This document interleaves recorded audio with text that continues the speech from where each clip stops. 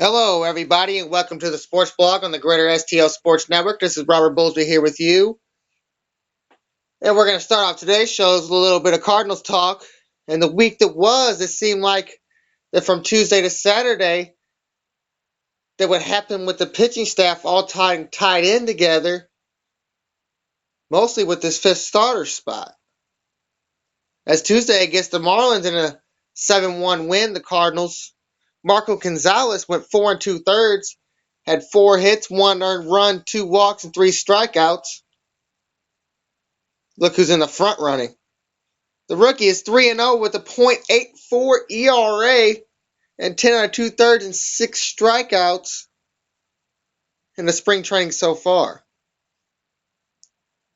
This guy was not given any promises to say he was going to get any spot on this roster. And all he's done is taken his chance to get major league hitters out and gone out and proved that he could come up here and get major league hitters out. And I know some of the spring training lineups are watered down. Not all of the guys are in there. But whether they are or not, it just proves what Marco can do, and he's getting the job done. And where this all starts tying in is on Thursday, the Cardinals lose to the Mets 7-2. Jaime Garcia pitched. He went 4 innings, had allowed 5 hits, 2 earned runs, 1 walk, and 7 strikeouts. After that game, he so far had spring training has a .386 ERA. Now you see the hits are kind of high, but he's getting the strikeouts, so it's starting to show that he's coming around to maybe the old Jaime Garcia, maybe the one that's got the 15 wins in him, maybe the one that you need to get to that can get to the 25, maybe 30 starts. Striking out 7 hitters for a guy that hasn't pitched in a long time, and allowing the 2 runs, even though it's only in 4 innings, the ERA is kind of high. The hits are kind of high, but you can see that he's getting hitters out with the strikeout, which means that his pitches are moving good and like they used to. The Cardinals ended up losing that game with errors with the backups, including another error by the prospect Diaz, and he has struggled at shortstop and with the defense this season, this spring training. And that's a guy we need to come up through the system because we don't have no backups at shortstop to Peralta. And Peralta's getting a lot older, and I don't think the Cardinals were going to extend him past the contract that I'd already given him. Definitely at the money he's making. And there's no other backup right now other than Pete Kozma. There's no other shortstops that would have jumped Kozma yet, or it would have happened. So he's your last resort. And it's kind of good to see Garcia this way, allowing the 5 hits and the 2 runs in the 4 innings, because maybe he's getting it out of, with some of the pitches, getting to see where some of his pitches are, because he hasn't pitched in so long, and maybe now he's starting to kind of feel it out with the 7 Ks. It also ties into where Michael Walker hasn't pitched, and on Friday the Cardinals lose again, but it wasn't because of Walker, as he went 4 2/3, 6 hits, 3 earned runs with 3 strikeouts, and you're going to have these kind of games when you haven't pitched in a while. I mean, his ERA is only at 2.71, and that's after a game, and after the game where he allowed the 3 earned runs and only 4 2/3. He's pitched 9 2/3 and has 9 Ks, so the strikeout pitch is also working for him, which should maybe show that stress fracture maybe ain't as big as it once was. And then we go to Saturday with Adam Wainwright coming back, making his debut in spring training against the Braves, his former team.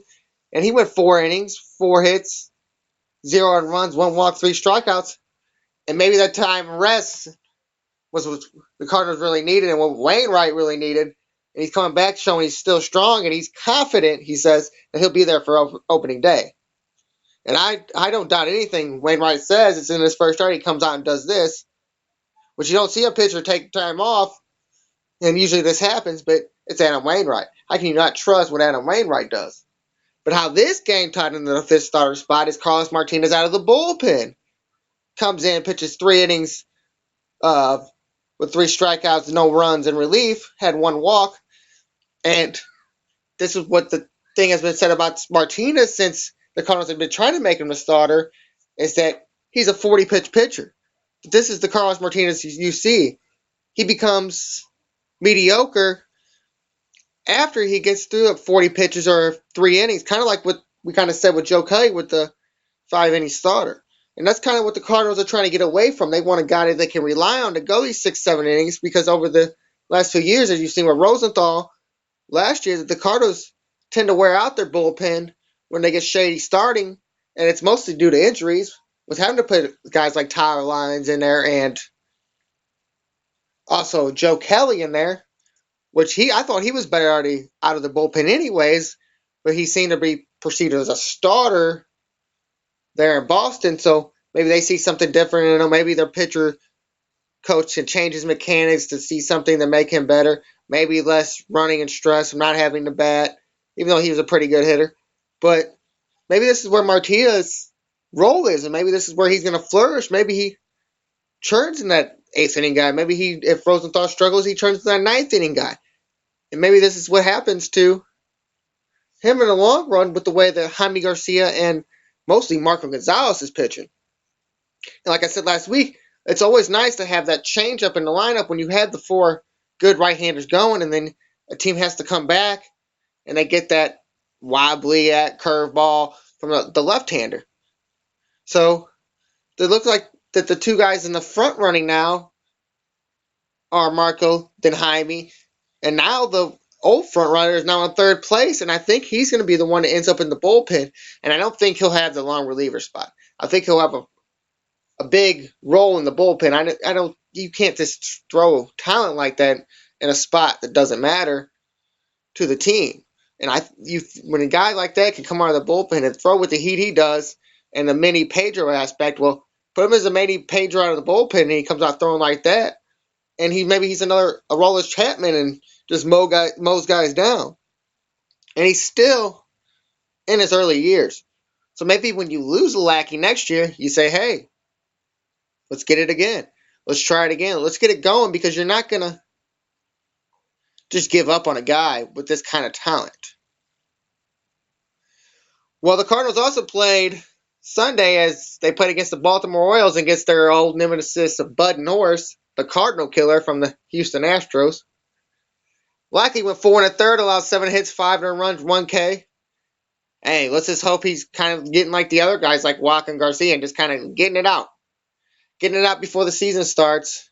And let's get it going when the season starts. And you're going to have games like this early on before the season in spring training, definitely, because guys aren't all the way stretched out. They're not all the way ready for the grueling innings and that for the season. So you're going to have some games where guys probably aren't throwing as hard, probably aren't throwing all their pitches as accurate as they're just trying to get a feel for them, and things like this are going to happen. Sometimes the team's going to slap you around. Sometimes they're not. I mean, that's what's going to happen in the spring training, but you're just hoping they get it out early in the season. So you don't got to worry about John Lackey, I don't think. He doesn't have to worry about his spot in the rotation. So I think this was just kind of a get it out start. Let's get over it. Get the bullpen in there. Get the young guys in there. Get them some experience. And let's move on to the next day for the St. Louis Cardinals. Just remember, 2 weeks till the season starts. So when it's time to get going, it's time to start now. And the St. Louis Blues, in that roller coaster season. I mean, it's just up and down again, up and down. And we are on the road. It's harder to play on the road. Long road trip, moving around, playing back-to-back games close as they can be. But, like I said, you can't slip up here. But you can't count the Blues out yet, because they are still getting points while they're on the road. As they did start off right in Calgary, getting a 4-0 win. Elliott took over that record that I talked about last week with 21 career shutouts in his career for the Blues. He had 25 saves. Steen had 2 goals. Backes with his 24th, and Leterre with his 11th. And Tarasenko with his 34th assist. Swartz with 30. And that's that second line again building up. Latoya, Tarasenko, Swartz. It's that third line, the second line, the STL line. That's again getting the goals for you, getting the assists for you. But you'd like to see that Backes and Steen in the first line are getting in there, so we can start having more scoring lines put together down the stretch. And that's what you need for the St. Louis Blues, because it seemed like in this game at least, Elliott kind of took it over. 25 saves. That wasn't a whole bunch of shots, but he stood on his head. No goals allowed, so it showed that he's again an elite goalie, and he leads the Blues all time in season wise and goals against, shutouts in a season, and save percentage. Even though that was a season where he was still kind of a backup, it's proven that he's above average goalie, and people for some reason just think we need to get rid of him. And maybe he goes out there and signs that big contract, and we get to see what Jake Allen is doing, and that would be kind of good for for the people that maybe slept on Brian Elliott to see what another goalie can come here and do that's supposed to be elite. And while the Blues then traveled to Winnipeg and played the Jets, lost in a shootout 2-1. The only goal was by David Backes. His 25th was from Paul Stastny. Another game where the Blues put a lot of shots in goal with 33 shots. Puck couldn't get in the net. Goalie only allowed one regulation goal, so that means the goalie, Brian Elliott, did what he could again. And the Blues offense still couldn't stand up. And that's the problems that we're talking about.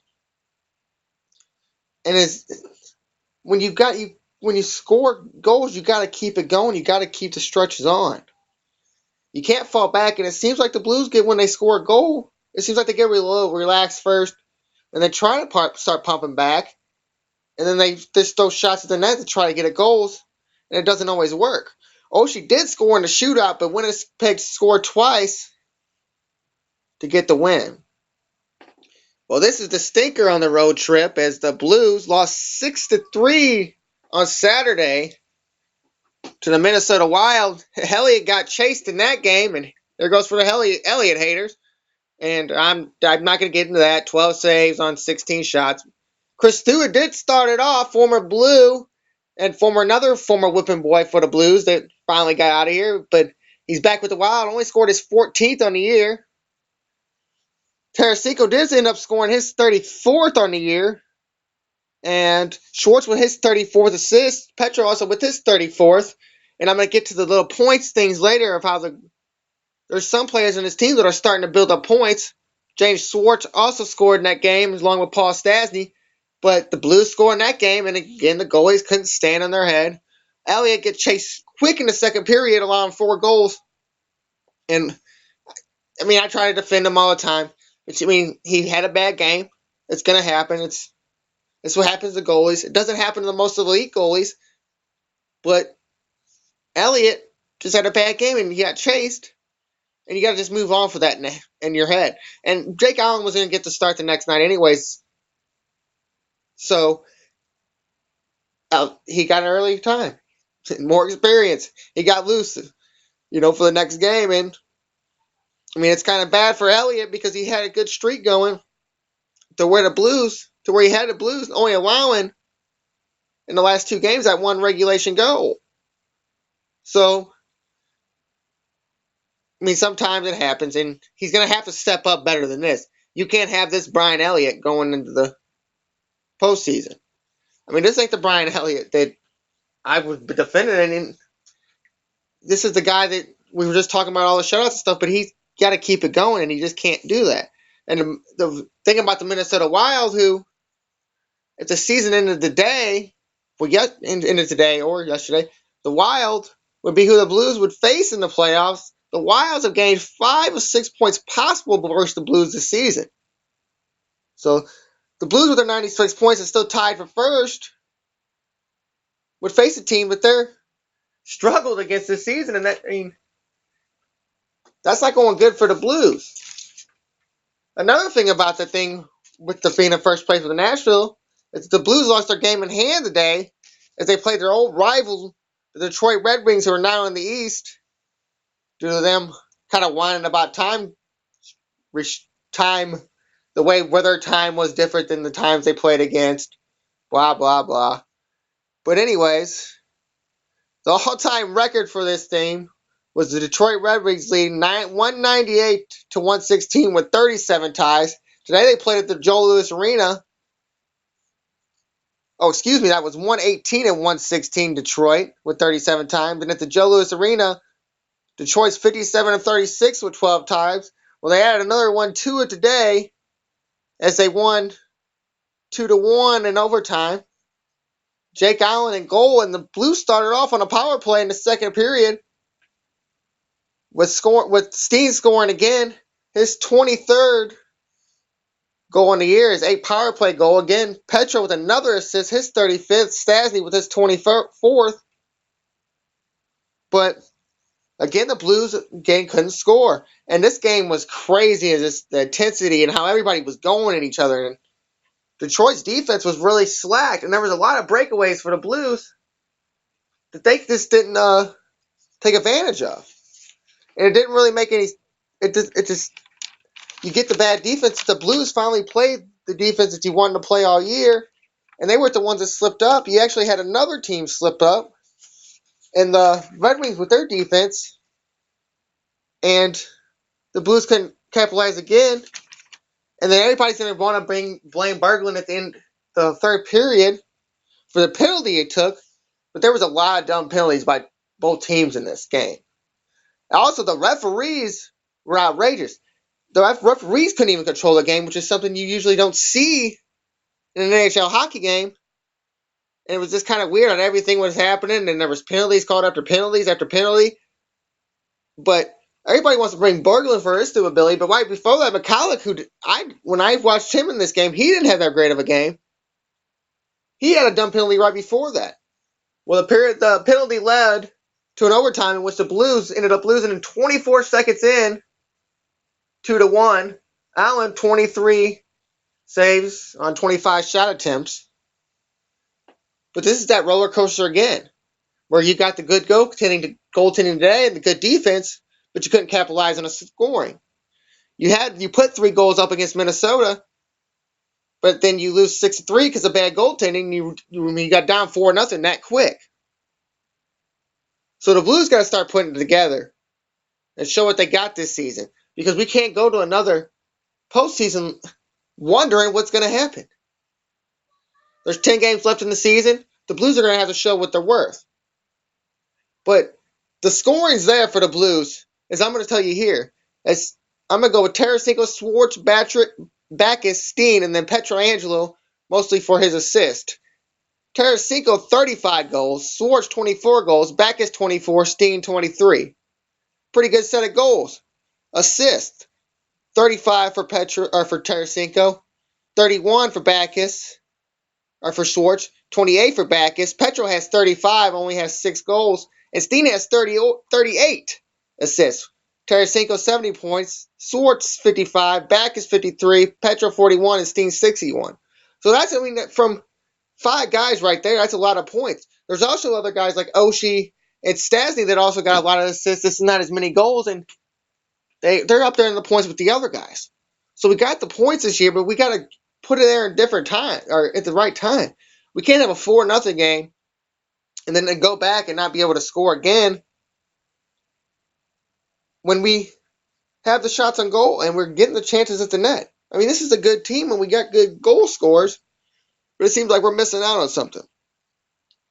All right, when we come back, we're going to talk a little NCAA. I'm going to talk about the game that most people should be interested in if you're in this area. But if you're not, it's understandable that Missouri and SLU not in it. But the game I like, and we're going to talk a lot about it next on the Sports Blog on the Greater STL Sports Network.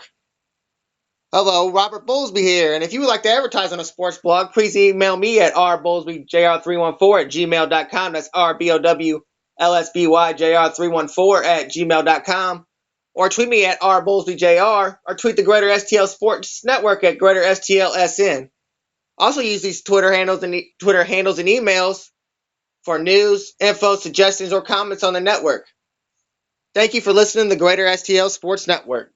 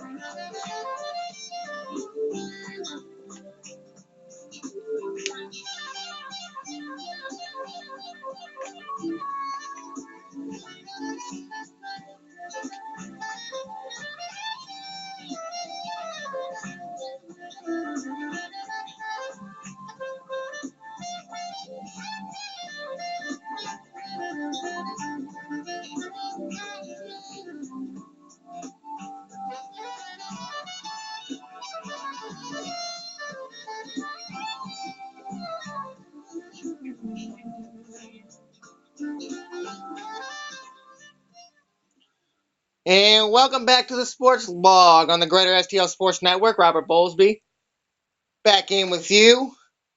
We're going to talk a little bit of the NCAA tournament. And we're just going to start off with a couple news and notes from the last couple of days. Is the number one seed has gone down in the East region as Villanova lost to NC State, the number 8 team, 71-68. As the ACC entered Sunday 9-0 in the tourney. Notre Dame was also a part of that as the number 4 seeded Irish beat Butler in OT 67-54. Also, Kentucky stayed perfect, beating Cincy. The number 2 team, Arizona, beat Ohio State. UNC beat Arkansas, which should make some Mizzou fans happy as their coach left from Arkansas, as in Mike Anderson. Left a good team here in Mizzou and went and took Arkansas, which you can't be too mad at him because that's his dream job. He was there with the Richardson family and was kind of molded into that Arkansas style, as you've seen with his way he played defense. And so, I mean, if the opportunity was going to become available, we all should have known that he was going to take that job. So you can't be too mad at a man that wanted to go work at his dream job, even though it is in the same conference, the SEC, as Mizzou was in. Well, the 2 Cinderella stories ended, though, for the NCAA tournament as Georgia State, who beat number 2 Baylor, lost to Xavier, the number 6 seed, 75-62, and UAB, the number 14 seed, who also beat SMU, but they lose to UCLA 92-75. Some of the notable games that were coming up on Sunday, I did end up seeing the Michigan State beat Virginia, so there's another 2 seed going down to Michigan State, where it seems like Tom Izzo runs the NCAA tournament now. Every year this guy gets in, builds these teams that you don't really hear about, kind of back in the Big Ten with some of the new teams that are in there. But they make their way up through the NCAA tournament, get a 7 seed. Now they're beating the number 2 seed and moving on to the Sweet 16. Other notable games that are being played tonight that I haven't got to yet is number 1 Duke is going to play San Diego State University. Oklahoma is going to face the number 11 Dayton Flyers. Number 1 Wisconsin versus Oregon. Number 2 Gonzaga versus number 7 Iowa. But the biggest game for the night to me, and it might be across the state, you might still consider them cross-state rivals in the Kansas Jayhawks. But I think the biggest game of the night was the Jayhawks versus the Shockers. And what a win for Greg Marshall and his staff as Wichita State beat the number 2 Kansas Jayhawks 78-65. And for all these fans, and for all the Shocker fans, the Missouri Valley Conference, for Greg Marshall and everybody, this should show what teams could do, what happens when the bigger teams duck them. And for the number 7 seeded Wichita State Shockers, I mean, they're kind of like the little brother in Kansas. The big brother just avoided them. Played with the mighty Big 12. Well, Wichita State kind of just took over in the Missouri Valley. I mean, this is the matchup that you wanted to see. You want to see the unaccredited team put it to the big, bad, mighty Jayhawks and Bill Self.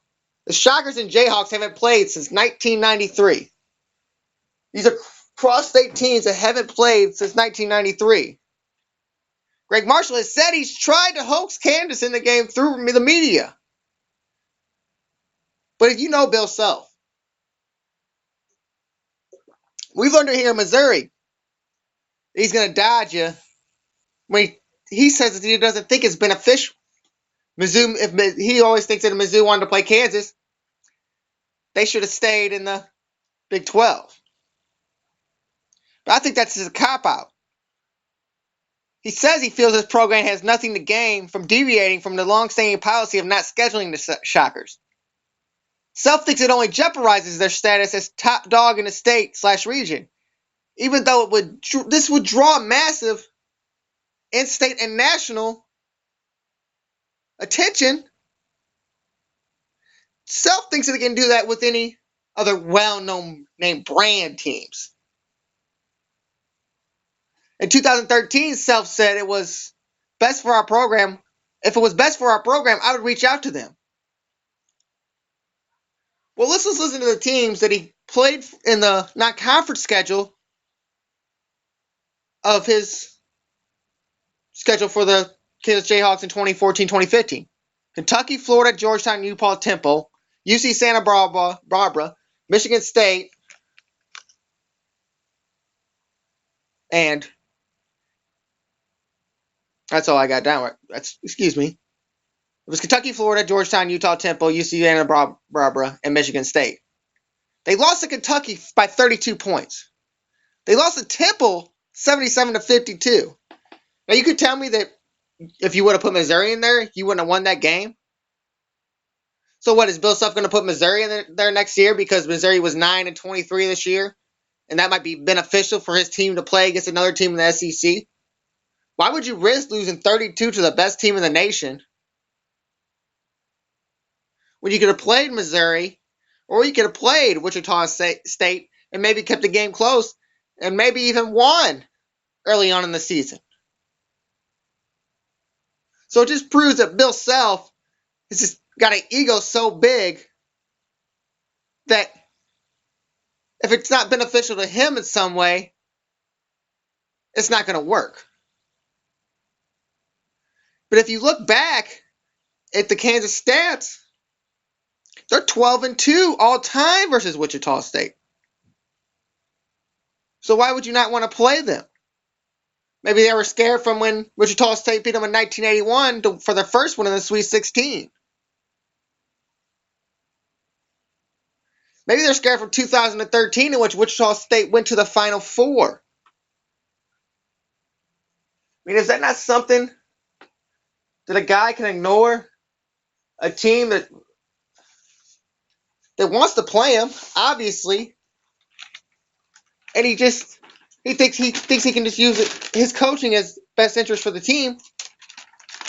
Well, I think that you got to see that it got proved tonight what the Shockers can do to Big Brother, and I'm glad that it happened.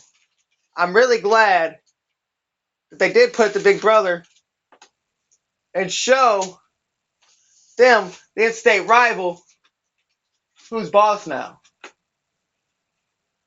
And let's get to something I really wasn't going to talk about today, but I got on Twitter, started playing around on Twitter today, and it reports from Sam Farmer article in the LA Times that Stan Kroenke, and this is from his report, Stan Kroenke won't be empty-handed this week when he arrives at the NFL owners meeting in Arizona. The Rams owner will be plucking around finished schematics for the world's most interactive stadium, $1.86 billion proposed venue for the Hollywood Park site in Inglewood. He's not quite ready to put the shovel on the ground, but the major piece of the project is fully drawn, allowing the global sports and real estate billionaire to show his small army of architects and engineers. He wants to show that they have made significant progress in the stadium issue. Even though Kroenke has not said his plans to move, his intentions seem clear, and the league has already said that no team would move this year. Well, there was another report from Vinny Bastano that said that the NFL didn't want to upset the LA Rams fans and thinks that STL will get it done and the Kroenke will not go rogue. I don't know about all that now,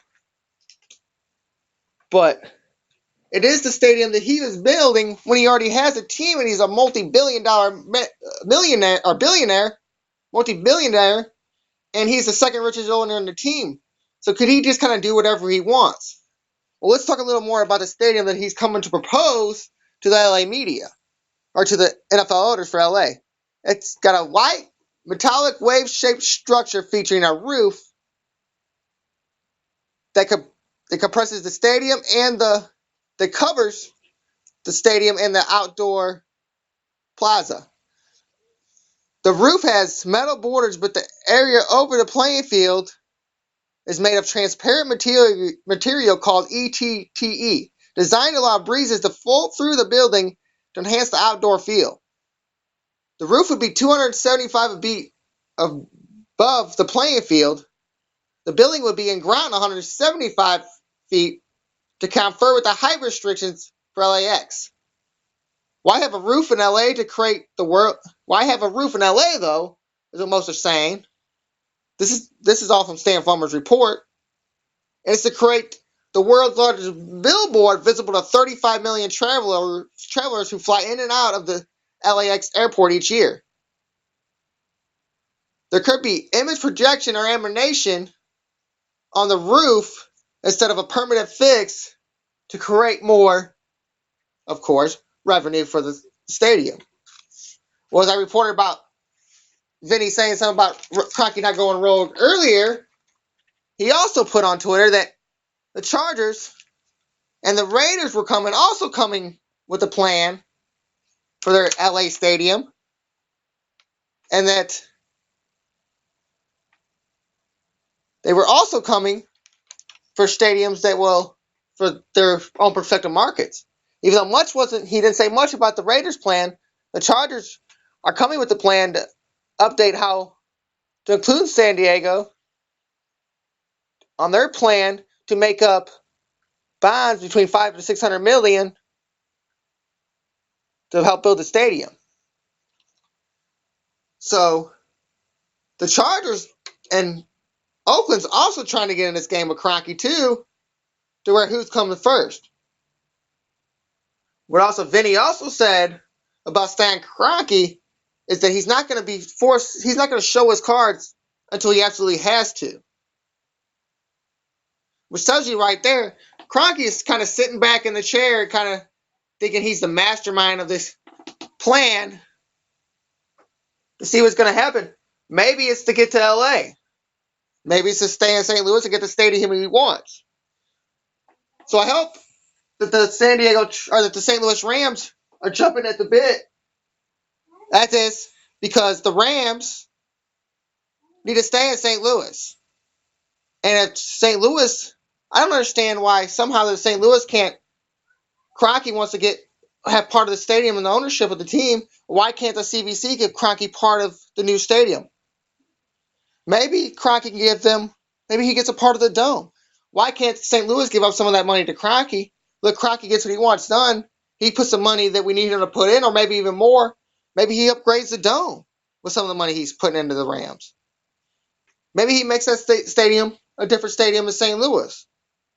So that would change the whole dynamic. I think if the St. Louis Task Force maybe went there with something to involve Kroenke, where all the money's at. I don't know how this is going to fall with everything that's going on, but I think with two teams wanting to go there, and I think with the Mark Davis probably wanting to get rid of the Raiders anyways, and the NFL wanting to get on LA, maybe that plan works better for the NFL money-wise, where they can make their money in LA along with the Chargers and kind of force Kroenke to do what they want to do.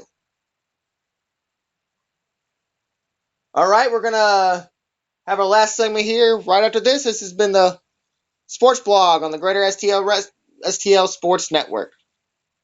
Hey, Rob here. If you would like to advertise on the Greater STL Sports Network, please email me at rbowlesbyjr314@gmail.com. That's rbowlsbyjr314@gmail.com. Or tweet me at rbowlesbyjr. You can also tweet the Greater STL Sports Network at Greater STLSN.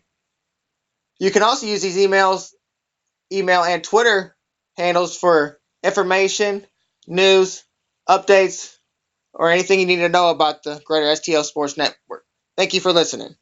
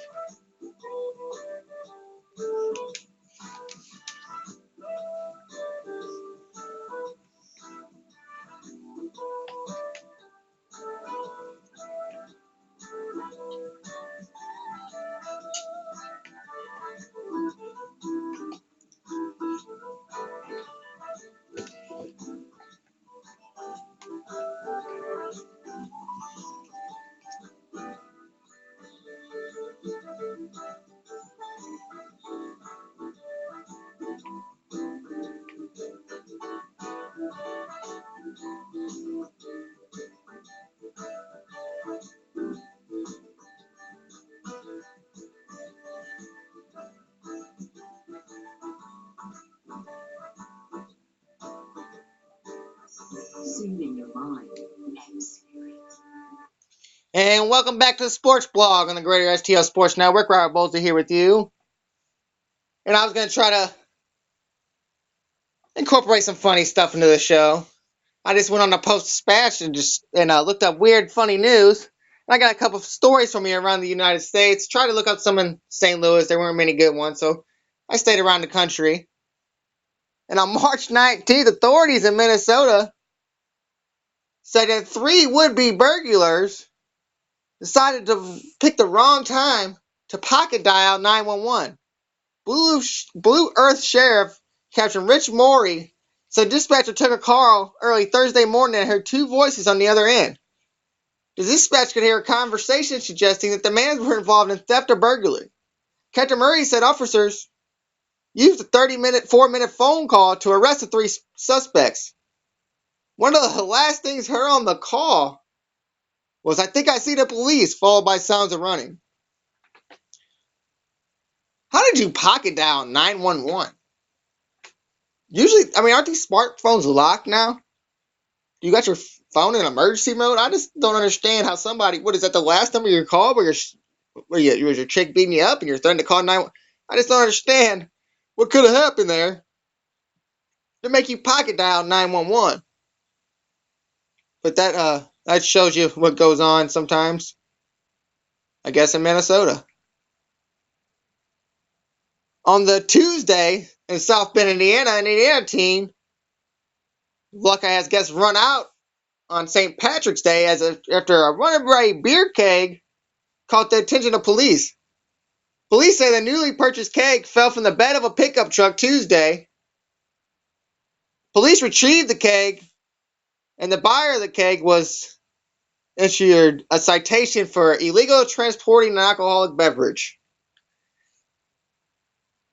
Well, maybe he didn't need to get any more drunk. Maybe that was a sign from God.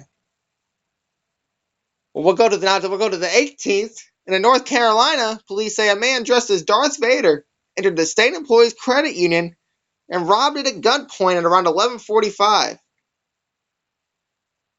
Though exact figure was not released, the man was to made off with thousands of dollars. Supposedly, back in 2009, there was another man dressed that did the same thing in Ohio. And that's a little weird to go as, I guess, Darth Vader. To rob a bank, how do you catch that guy? It's some of the things that go on. Well, in Great Falls, Montana, there was a dispute when 2 vehicles sped into town and 7 occupants got out of the car and began to fight.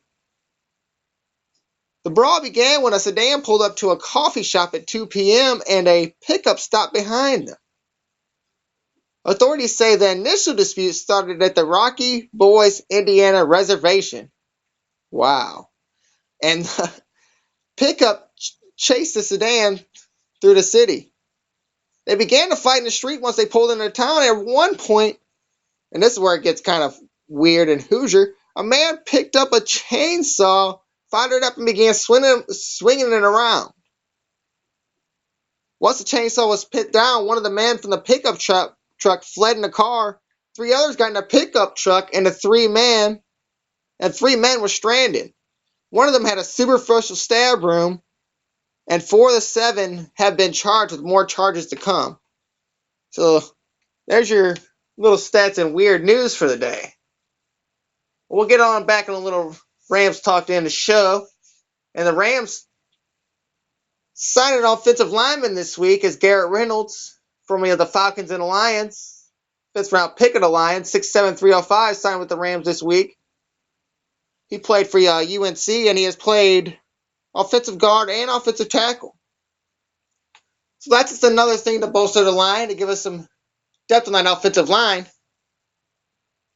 So why, if the Rams are going to do it this way and build their offensive line through free agency, I don't understand where all the draft talk is coming from with the offensive line. You got to remember, they still got their flyers out on Barksdale. Tim Barnes is most likely going to come back. Definitely knowing that he might have a chance.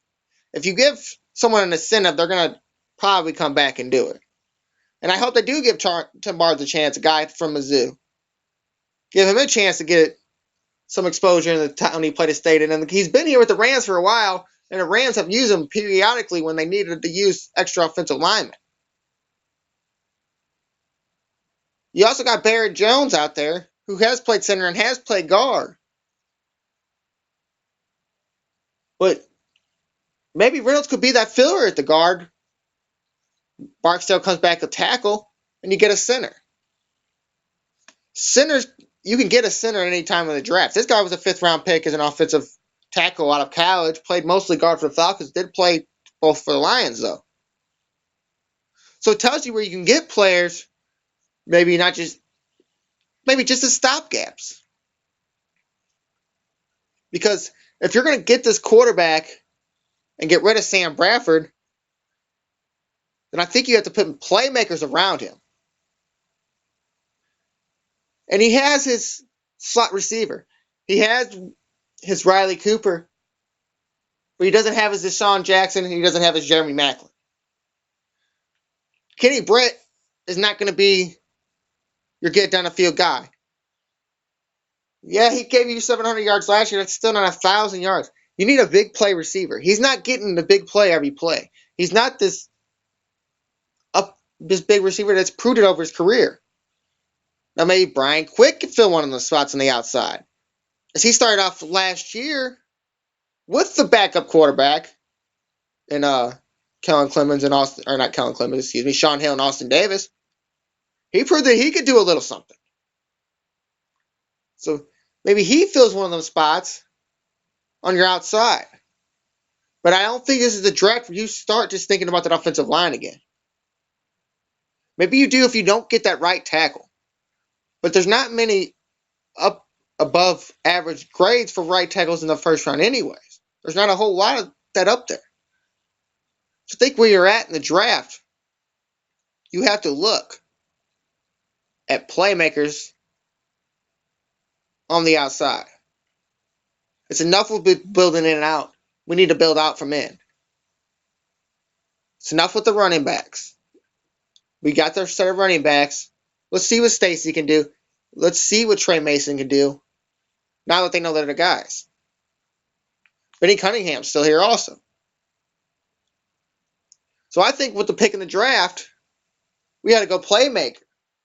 And coming out in his junior season was Mr. Amari Cooper out of Alabama.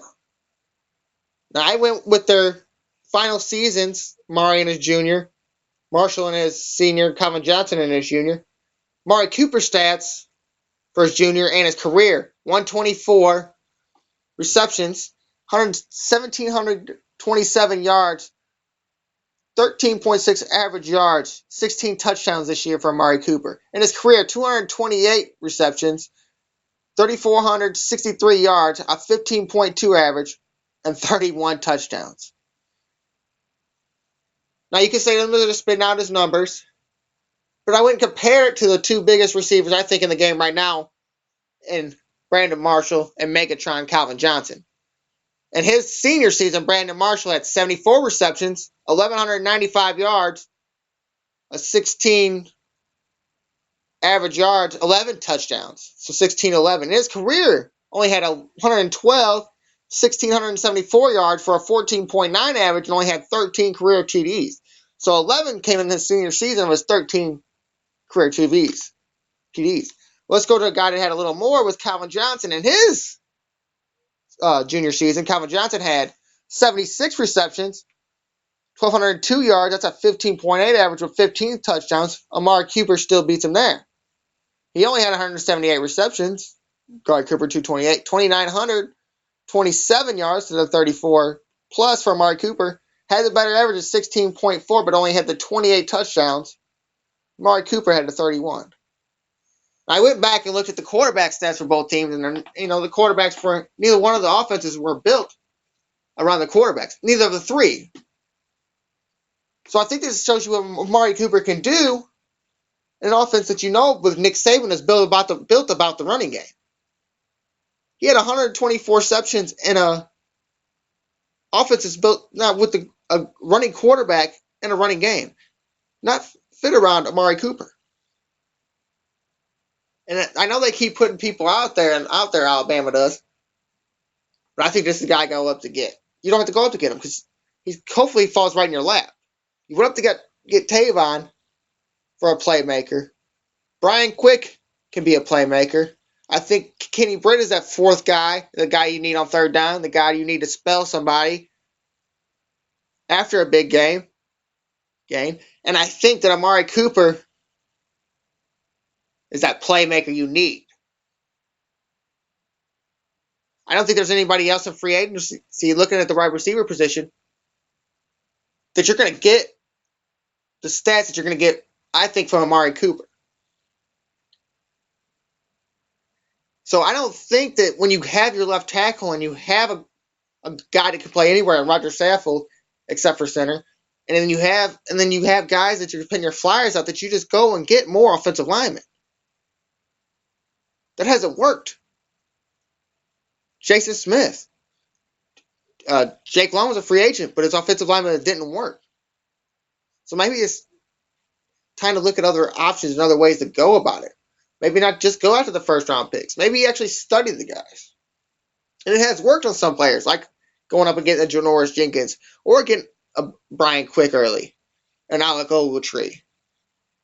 EJ Gaines worked out until he got injured this year. And that was a late round pick. Trey Mason. So it shows that they can do it on not only the offensive side and the defensive side. It's scouting.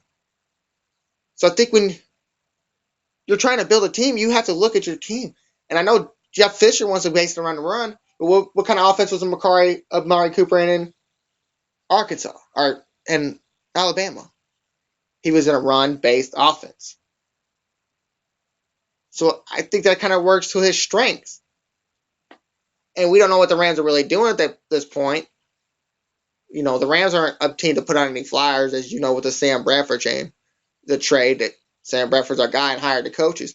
They're pretty much gonna just blow off your question and think of today as another day. Well, that's gonna do it for the sports blog today. We'll see you guys next week, and then this is the sports blog on the Greater STL Sports Network. Hey, Rob here. If you'd like to advertise with the sports blog, please email me at rbowlsbyjr314@gmail.com. That's rbowlsbyjr314@gmail.com. Also, you can tweet me at rbowlsbyjr or tweet the Greater STL Sports Network at Greater STL Sports or Greater STLSN. You can also use this email and Twitter handles for news, information, updates, comments, or suggestions on the network. Thank you for listening to the Greater STL Sports Network.